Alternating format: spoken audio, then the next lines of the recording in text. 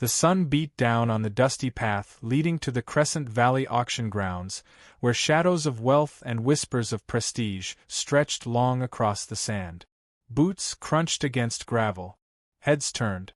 A man in a faded canvas coat, jeans worn thin at the knees, and boots caked with dried mud walked with the slow, measured steps of someone used to being stared at. He had a thick beard, a hat that had seen too many seasons, and eyes that refused to look away from the barn where the auction was set to begin. A hush fell over a small cluster of people near the front gate. One of the security guards stepped forward, towering and bristling with self-importance. He looked the stranger up and down, then smirked. "You lost, old man?" the guard asked, a sneer curling at his lip. The man didn't answer. His name was Eli Walker, though no one had used his full name in years. Out here, he was just another drifter, someone forgotten by society and, by the looks he was getting, someone unwelcome. Auctions for bidders. "You don't look like you got the kind of green we deal in," the guard said, crossing his arms. Eli took a slow breath and peered past the gate, past the rows of polished boots and expensive hats, and straight into the heart of the barn. He caught the sound of a restless horse pawing at the ground. He flinched. Something about that sound scratched at a memory, buried and aching. "I'm not here to cause trouble," Eli muttered, but the guard had already stepped forward. Another man in a suit, clipboard in hand, waved over. "If he doesn't have credentials, remove him." "You hear that?" the guard said. "You've got no business here. Move along." Eli gave one last look past the crowd and turned. His steps were slow, deliberate. Dust swirled in the heat as the auction bell rang out behind him, but he kept walking. He made it just far enough to where the crowd noise faded before he stopped. He turned back, slowly. The auctioneer's voice thundered over the speakers, announcing the start of bidding. He could hear the excitement in the tone, the self-assured lilt of a man used to commanding fortunes. But Eli's mind was elsewhere. 5 years. It had been 5 years since he'd stepped foot near a horse auction. 5 years since everything he loved had burned down in a single night, his home, his life, and nearly his sanity. He still carried the scars, though not all of them were visible. He stepped up to the edge of the fence just outside the auction yard. From there, he could see glimpses. Flashy trailers, silk-shirt buyers sipping lemonade, pristine horses being led around like royalty. And then, for a brief moment, the barn doors swung open. A tall, dark stallion was being led into the prep area. Wild, furious, and stunning in his power, the horse reared against the ropes. The handlers fought to control him. Eli's breath caught in his throat. His hands gripped the fence until his knuckles turned white. There was something about that horse, the way he moved, the way he resisted the halter, as if the memory of freedom still lingered in his bones. "No," Eli whispered. "It can't be." The world seemed to fall away as he stared at the horse, now bucking in protest. A handler shouted and cursed as the stallion snapped the lead line, only to be caught again. Eli's heart thudded. He felt the ghost of another life brushing past his shoulder. The years didn't matter. Time hadn't faded the memories. If anything, they had sharpened them. He had raised that horse. He'd bottle-fed him, trained him, named him. The name came unbidden to his lips. A name born from soot and sorrow, the foal rescued from a fire long before Eli's own life was scorched. He stepped back from the fence, dizzy. A long-forgotten panic rose in his chest. If that was Ash, if there was even the smallest chance, he had to act. But what could he do? He looked down at himself, at the faded coat, the boots with holes in the soles. His hands were cracked and weather-worn. In this place of wealth and image, he was nothing more than a stain on their perfection. Still, he couldn't walk away. Not this time. He circled around the far side of the auction grounds, careful to avoid the main entrances. There had to be a way in, somewhere. Behind the stables, away from the crowd, he spotted a girl no older than 17 brushing down a chestnut gelding. She looked up when he approached, startled at first, then curious. Hey, Eli said softly. I'm not looking for trouble. The girl hesitated but didn't retreat. You're not supposed to be back here. I know. He took a careful step forward. But I saw that black stallion in the barn. I think he used to be mine. She furrowed her brow. You sure? I'm sure. Her eyes narrowed slightly, trying to read him. They said he was captured wild. That no one's ever touched him without a rope. Eli swallowed hard. He wasn't always wild. The girl glanced around nervously, then back at him. You really know him? I raised him from a foal. They took him after the fire. I've been looking for him ever since. She chewed her lip, weighing something in her mind. Finally, she nodded once. I'm Lila. Eli, he said. She moved toward the side gate and unlocked it just enough for him to slip in. Stay low. Don't let the auctioneer see you. He nodded his thanks and ducked inside. The air in the barn was thick with hay, sweat, and money. Voices echoed as the bidding began for other horses. Eli kept to the shadows, edging closer to the stall where the black stallion had been taken. There he was. Now calmer, but pacing. Restless. His coat was still the same deep charcoal, though flecked now with scars Eli didn't remember. His eyes, though, those deep, intelligent eyes, were exactly the same. Eli's throat tightened. He stepped closer, whispering the name again. Ash. The horse stopped. One ear twitched. He turned his head slightly, nostrils flaring. Eli moved to the stall bars. It's me, boy. It's Eli. Ash stepped forward, cautiously. Then, in a moment that made Eli's breath hitch, the horse touched his nose to the bars, inches from Eli's hand. He didn't flinch. He didn't spook. He remembered. A storm of emotion welled up inside Eli. The years of loss, the nights he cursed the stars, the guilt he had lived with, it all surged to the surface. Behind him, a bell rang again. The auctioneer called out, Next up, lot 27. A wild Mustang from the Highlands. Unbreakable. Untouched. Ash was led from the stall toward the auction floor. Eli stepped back, heart pounding. He couldn't let this happen. Not again. He had to get in there. He had to bid. But how? He had no registration. No wealth. No seat at the table. He turned to Lila, who had followed him silently. She looked just as stunned by the interaction she'd witnessed. I have to get him back, he said, voice hoarse. But I don't know how. Lila hesitated, then slowly pulled an auction number tag from her back pocket. Use mine. He stared at her. I'm just here as a helper. I'm not bidding. If you really know him, then you shouldn't need money. The distant roar of the crowd signaled Ash's entrance. The auctioneer's voice rose in excitement. Eli looked at the number in his hand, then toward the crowd. He wasn't ready. He didn't have the funds. But he had something else, something they didn't. He had the truth. He had a bond no money could buy. And he had one shot. He turned toward the auction ring and stepped out of the shadows. The auction floor shimmered with heat and tension. A sea of crisp suits and wide-brimmed hats sat in tidy rows under the white canopy, eyes fixed on the ring where Ash now stood. His muscles rippled beneath his dark coat, and though handlers kept a firm grip on the ropes, the stallion's wildness was unmistakable. He jerked his head, snorted, and pawed at the sawdust, sending clouds into the air. The crowd murmured with interest, and the auctioneer's voice echoed over the loudspeakers, slick with practiced confidence. Lot 27. A rare Mustang from the untamed highlands, untouched, unbroken, and brimming with potential. Who will start the bidding at $10,000? Eli stepped past the back line of spectators, holding the tag Lila had given him. He moved slowly, cautiously, like someone entering a world where he didn't belong. His presence immediately drew attention. Conversations paused.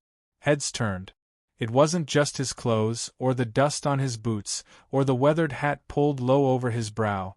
It was the weight he carried, like he'd walked through fire and never quite emerged. The auctioneer glanced at him, then frowned. "You there," came a sharp voice from one of the organizers at the front. "This area is restricted to registered bidders." Eli held up the number tag. "I have a number." The man's eyes narrowed suspiciously, but before he could protest, another bidder called out a number. 10,000, someone announced, waving a white card. The auctioneer snapped back into rhythm. 10,000 to number 34. "Do I hear 11? 11. Eli took a breath, pushed forward a step, and raised his hand. 15,000. The crowd rippled with murmurs. Eyes shifted toward him. The auctioneer paused, blinking in surprise, then recovered. 15. 15,000 to number 72. A bold move for a bold horse. "Do I hear 16? A man in a sharp gray suit smirked and raised his paddle. 16. 17, Eli said, his voice louder now. Gasps fluttered across the crowd. The bidding had jumped too fast, too soon. Eli's clothes told one story, but his actions told another. The man in the gray suit raised his brow, clearly amused. 18. 19, Eli answered without hesitation. The auctioneer could hardly keep up. $19,000. We have a serious bidder, folks. Do I hear 20? 20, the gray suit said with a smirk, leaning back, clearly enjoying the game. Eli's hands trembled slightly. He had no idea how he was going to cover it. But he couldn't stop. He couldn't walk away. 22, he said, locking eyes with the horse. Ash stood still now, ears forward, watching him. It was as if the Mustang knew what was at stake. The man in the gray suit frowned, then raised his card again. 23. Eli took a slow breath. 25. The crowd broke into gasps. One woman whispered to another, "Where's he getting that kind of money?" The auctioneer, caught in the moment, pointed to the crowd. 25,000 going once. The man in gray lowered his card slightly, eyes narrowing as he studied Eli again. This wasn't just a game anymore. Going twice. There was a pause. A stillness. Sold. To number 72 for $25,000. The gavel hit the podium. The crowd erupted in murmurs, a mix of disbelief and curiosity. Eli's chest rose and fell as he stood frozen in place, the weight of what he had done hitting him like thunder. He had won Ash back. But now came the question that clawed at his mind: how would he pay? A man approached quickly, tall, trim, with a clipped accent and a wary look in his eye. "Sir, I need to confirm your credentials. That's a sizable bid." Eli swallowed hard. "I'll cover it." The man raised a brow. "We'll need that verified before release of the horse. No exceptions." "I'll get the money," Eli said again, firmer this time. The man didn't argue but gave a tight nod. "You have until sundown." As he walked away, Eli stood motionless, his eyes on Ash. A blend of fear and joy coursed through him. He had one chance now, one. From behind him, Lila stepped up. "You actually did it." Eli gave a small nod, still breathless. "I didn't think I would." She tilted her head, studying him. "You don't have the money, do you?" He didn't answer. "That's what I thought." She gave him a sly smile. "Come on. Let's figure something out." They walked away from the ring, toward the quiet stables, the noise of the auction fading behind them. Inside the cool shade, Ash stood in a temporary pen, watching them approach. Eli moved slowly, hand out, and the stallion walked toward him with no hesitation. "He remembers you," Lila said softly. "I never forgot him," Eli replied, brushing a hand down Ash's neck. "They said he died in the fire. The vet told me there was no way he could have survived. They were wrong." Lila leaned against the stall rail. "How'd you two end up together?" Eli paused. "I found him when he was just a foal. His mother had been caught in a fence. She died before I could help." Ash was barely breathing, smoke all around us from a brush fire. "I carried him for miles to get to shelter." He stopped, memories flooding in, the heat, the cries, the helplessness. "After the fire that took our ranch, they said there was no record of the horses. Everything was a loss. I thought he'd burned with the rest. Lila's voice was quiet. So, what now? Eli looked at her, torn between hope and fear. I need to come up with $25,000 in a matter of hours. I don't have it. She was silent for a moment, then took a deep breath. I might know someone. Who? My grandfather. He owns the pasture behind the auction yard. Used to be a trainer. Doesn't trust the auctioneers one bit. Maybe if you talked to him, told him everything, he might help. Eli looked doubtful, but nodded. I'll try anything. Lila led him through a narrow trail behind the auction arena. They passed rusted equipment, weathered fences, and old pasture gates until they reached a crooked farmhouse shaded by willow trees. An old man sat on the porch, whittling a piece of wood, a straw hat shading his face. Grandpa, Lila said as they approached. This is Eli. He's got a horse problem. The man looked up slowly, squinting through the sunlight. Don't we all? Eli stepped forward. Sir, I don't want to take your time. But I made a bid on a horse I raised. A horse I lost in a fire 5 years ago. I didn't plan to find him today. I didn't plan any of this. The man listened, his knife pausing over the stick. You bid at that circus auction? Yes. The old man spat over the edge of the porch. Don't care for auctions. They sell horses like handbags. Eli nodded slowly. This one, he's more than a horse to me. He's family. And I can't lose him again. There was a pause. The old man looked over at Lila, who gave a quiet nod. How much? 25. The man whistled low. You got any collateral? Eli hesitated. No. Just my word. The man stared at him a long time. Then, with slow effort, he stood and walked to the edge of the porch. I've lost horses before. Ones I loved. You're the first man I've met in a while who talks about one like it's blood. He turned to Lila. Get the checkbook. Lila blinked. Really? The old man shrugged. Sometimes a man needs help. And sometimes a horse is worth more than 25 grand. Eli's voice caught. I'll pay you back. The old man waved him off. Don't insult me by offering. Just take care of him. As the check was written and handed over, Eli stood stunned. He wasn't used to kindness. He wasn't used to being seen. But for the first time in years, the world didn't feel like it was trying to swallow him whole. The sun had started its slow descent when they returned to the auction office. Eli handed the check over to the stunned official, who examined it carefully. This clears, he finally said. You can take the horse. Minutes later, Eli walked Ash out of the auction grounds. The stallion stepped with pride, his head high, his body relaxed. The crowd parted in stunned silence, watching the man they had mocked and ignored now leading away the most powerful horse on the grounds. Eli didn't look back, but every step forward was a quiet victory over the pain he'd carried for years. And somewhere, just behind the silence, something bigger was stirring.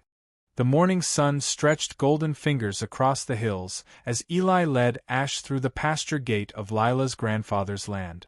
The Mustang lifted his head, ears flicking forward at the scent of the wind, and broke into a slow trot, testing the softness of the earth beneath him.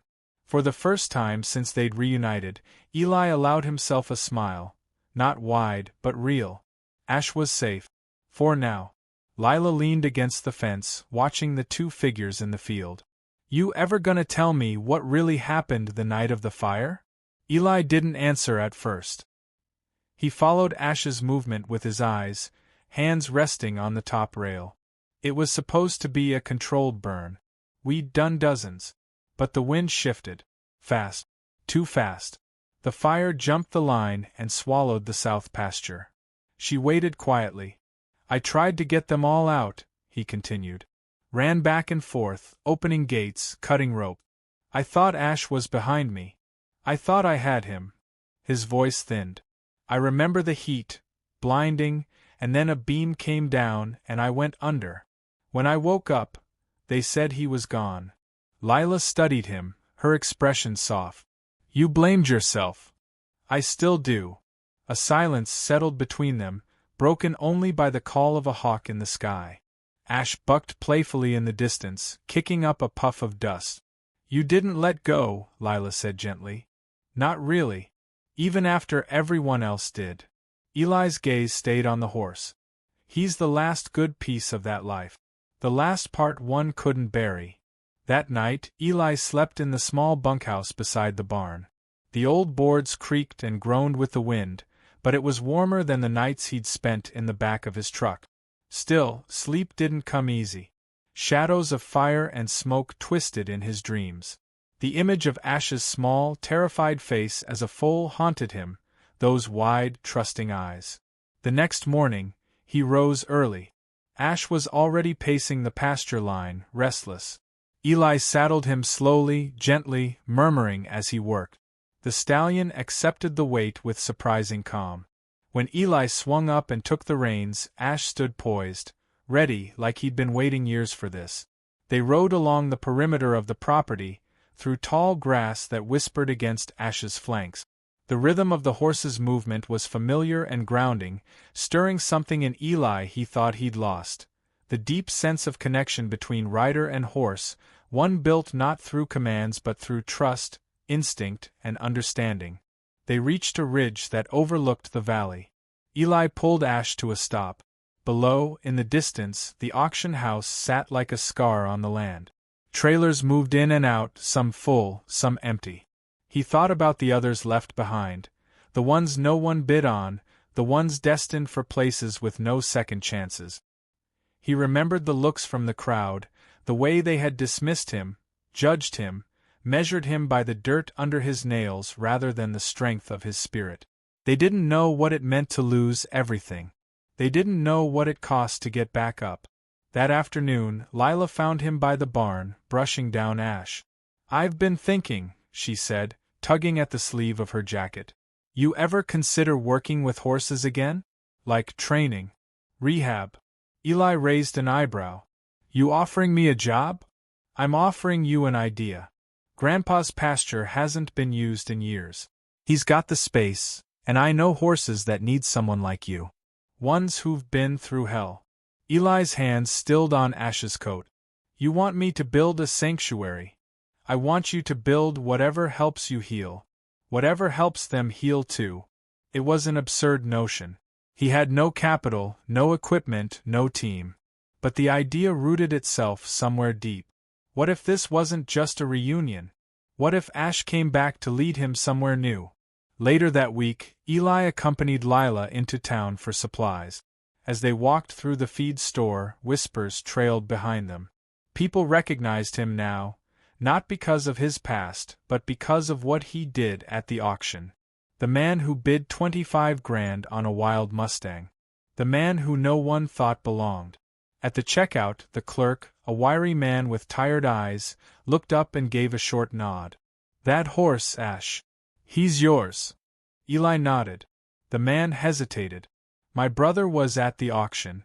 Said he'd never seen anything like it. Said the horse walked out like he knew he was finally going home." Eli offered a small, grateful smile. He did. As they exited the store, a teenager jogged up to them, holding a sketchpad. "Hey! Are you Eli?" "Yeah." The boy opened the pad. Inside was a pencil drawing of Ash, captured mid-gallop, eyes alive with fire and freedom.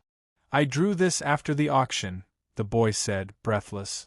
"That moment, it stuck with me." Eli stared at the drawing, stunned. The detail, the soul, it was Ash. It was all there. "Can I keep this?" he asked quietly. The boy grinned. "It's yours." Back at the ranch, Eli tacked the drawing to the bunkhouse wall. He stared at it for a long time, the fire inside his chest no longer burning from pain, but from purpose. That evening, as twilight bled across the sky, Lila and her grandfather joined him by the pasture fence. Ash grazed nearby, relaxed, content. The old man crossed his arms. "Lila tells me you're thinking about staying." "I'm thinking about building something. Here. With your blessing." The old man chewed the inside of his cheek, then nodded once. "Long as the horses are treated right, and you do right by them, This land's yours to use." Eli extended a hand. The old man shook it firmly. Weeks passed. The transformation began. With Lila's help, Eli cleared out the overgrown paddock. Fencing was repaired. The barn was cleaned, restructured. Word spread quietly through back channels about a new kind of place for horses who didn't have a place. Not a stable, not a clinic, but something in between. The first to arrive was a battered gelding named Remy, who flinched at every sound. His eyes were dull, and his ribs showed through his patchy coat. Eli approached him with patience, not pressure.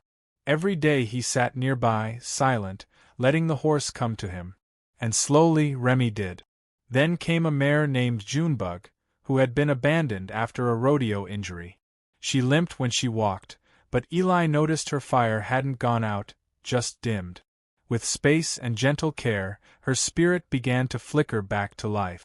Ash watched it all, often from a distance, as if overseeing the healing of others. The days were long and tiring, but Eli never complained. His hands blistered, his back ached, but his soul felt lighter with every new arrival, every small milestone. The ranch was becoming something more than a safe place. It was becoming a story of second chances. One night, as the wind howled outside and the horses huddled in their stalls, Eli sat in the barn, lantern glowing beside him. He ran his fingers along Ash's bridle, deep in thought. "You saved me," he whispered to the Mustang. "You came back for me." Ash nudged his shoulder gently, as if in agreement. And Eli knew. This wasn't the end of the story. It was only just beginning. Winter rolled in like a slow breath, blanketing the valley with frost and silence. The fields, once alive with color and motion, dulled beneath a pale sky. But the ranch was far from still. Within its fences, life pulsed with quiet purpose. Horses moved slowly through the chill, steam curling from their nostrils. Eli rose each day before the sun and worked until long after it had dipped below the horizon. He moved with intention, driven by something deeper than survival now, something closer to redemption. Ash remained at the heart of it all. The stallion had become more than a symbol. He was a sentinel, a grounding force. When newcomers arrived, frightened and fragile, it was Ash who approached first. With calm, deliberate steps, he made them feel they were no longer alone. Eli often stood at the barn door watching the exchange, reminded that sometimes healing wasn't taught, it was shared, soul to soul. The ranch had grown in whispers. What began as a quiet effort between two people had caught the attention of many. Volunteers started to appear, some horse-savvy, others simply yearning for a place to belong. Each brought something: time, tools, a story, or a scar. And Eli accepted them all, never asking more than they could give, never giving less than they deserved. Still, challenges crept in like shadows. Feed prices rose. Repairs piled up faster than the funds could cover. The barn roof leaked, the fencing bowed under snowdrift weight, and the rescue trailer's tires had cracked from overuse. Eli stretched every dollar until it thinned to air. Lila offered to host a fundraiser in town, but Eli hesitated. He'd never wanted this work to be about appearances or charity. He feared that by asking, he'd somehow dilute the purity of what they were building. But the need couldn't be ignored. One morning, as he watched Junebug struggle with her limp across the frozen pasture, he knew they had no choice. Keeping the doors open meant humbling himself again, this time not before an auction crowd, but before an entire community. Lila organized everything. She designed flyers and posted them in shop windows, handed them out at feed stores, and plastered them online. She called it Ash's Second Chance Gala. Eli winced at the name, but it stuck. On the night of the event, Eli stood in front of the small, weathered building that served as the town hall. He hadn't worn anything fancier than clean denim in years, but tonight he'd pulled on a collared shirt and a jacket that still smelled faintly of leather oil. Lila adjusted his collar with a smirk. "You look almost respectable." He chuckled under his breath. "Let's not get carried away." Inside, the space was warm with bodies and soft light. Long tables held photos of the horses, before and after shots that spoke more loudly than words ever could. At one end, a projector looped footage of Ash's first steps on the ranch, his transformation from haunted to whole. Eli stood near the back, trying not to be noticed. But eyes found him anyway, curious, grateful, admiring. People approached, shaking his hand, sharing their own stories. A widow who'd lost her husband and found solace volunteering with Junebug. A boy with autism who'd only ever spoken to Ash. A farrier who once drank too much and now found sobriety in the steady rhythm of ranch work. Near the end of the night, Lila nudged him toward the stage. He shook his head, but she whispered, "They need to hear from you." So he stepped up, hands trembling slightly. The room fell quiet. "I didn't plan a speech," he began, his voice rough from wind and dust. "I'm not a man of big words or fine suits. I came back from nothing, dragging a past I was ashamed of. But I found one horse, one friend, who didn't care where I'd been, only that I showed up when it mattered." He paused, eyes sweeping the room. "This ranch, it isn't just for the horses. It's for people like me. Like you. Folks who need a reason to believe again. And Ash, he's the reason I did. So thank you. For being part of this." Applause rose, loud and steady. Eli stepped down quickly, cheeks burning, heart pounding. That night, they raised enough to repair the roof, restock feed, and replace the trailer tires. It wasn't everything, but it was enough. In the weeks that followed, the ranch continued to grow. Not in size, but in soul. More horses came, and with them, more stories. Some healed fast. Others didn't. But all were given a chance. One stormy morning, a woman named Teresa arrived with a bruised gelding named Thunder. The horse had been rescued from a roadside rodeo, skin raw from mistreatment. Teresa clutched a lead rope in one hand and her divorce papers in the other. She spoke little, but worked hard, and the quiet between her and Eli eventually turned into a kind of friendship. Not romantic, not yet, just mutual respect born of pain and perseverance. Ash remained Eli's shadow, still fierce and graceful as ever. Sometimes Eli rode him out past the fence line, through the forest trails. He'd talk to him on those rides, as if the Mustang were a living confessional. He told him about the fire, the guilt, the dreams. He told him about the fear that never really left, no matter how many lives he touched. And Ash listened always. One crisp evening, as sunset stained the horizon in hues of orange and plum, Eli led Ash to the hill overlooking the valley again. From there, you could see the lights of the ranch flickering like stars. The air was still, charged with something ancient. "I used to think this place would bury me," Eli murmured. "Now I think it's what brought me back." Ash shifted beside him, nudging his hand softly. "I'm not the man I was at that auction. I'm not the man I was before the fire. But maybe that's the point. Maybe we're all meant to burn a little before we learn how to shine." A soft crunch of footsteps behind him broke the stillness. It was Lila. "Thought I'd find you here." Eli didn't turn. "It's strange, isn't it? How the worst thing that ever happened to me led to the best." She stood beside him, arms folded against the cold. "Pain does that. If we let it." They watched the valley together as night descended. Eli felt the wind shift, cool and strong. Not a storm this time. A promise. There would be more battles. More horses to save. More wounds to tend. But for the first time in a long time, he wasn't afraid. He was ready. And beside him stood a horse who had once been lost, just like him, now steady, unbreakable, and free. This wasn't just a story about a man who made the highest bid. It was a story about everything that bid brought him back to. Everything he'd almost lost, and everything he still had left to give.